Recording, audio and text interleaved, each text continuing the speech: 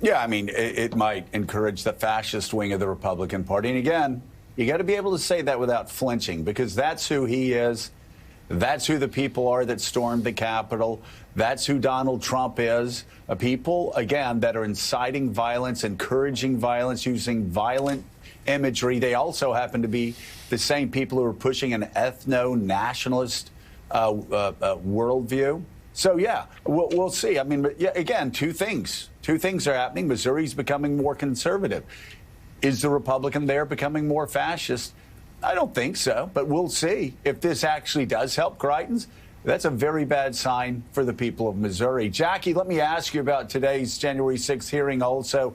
You talked about violence is going to be a part of it, but also, of course, we're talking about those state legislators. A good example, I talked about Arizona before. We actually had a Supreme Court justice's wife reaching out, asking them to throw out all the votes in Arizona and send their own set of illegal electors. Do you think we're going to hear about that? Are we going to hear about that in other states as well?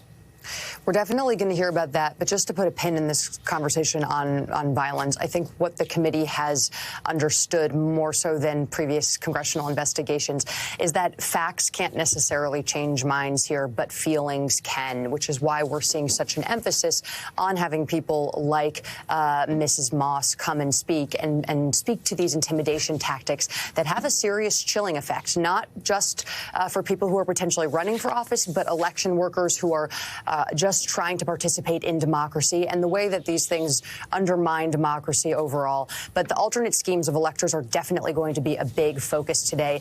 We're not totally sure if Ginny Thomas is going to be raised at all. We know that was under discussion yesterday amongst committee members.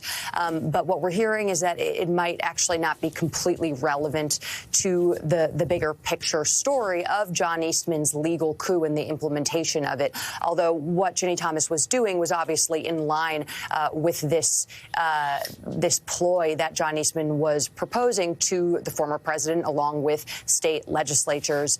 And I think we're going to hear a lot about how the pressure was really overwhelming on these state players to submit phony slates of electors in order to halt the electoral certification, or at least apply pressure on the vice president to send it back to the state legislatures to sort of actually implement the president's plan to overturn his defeat.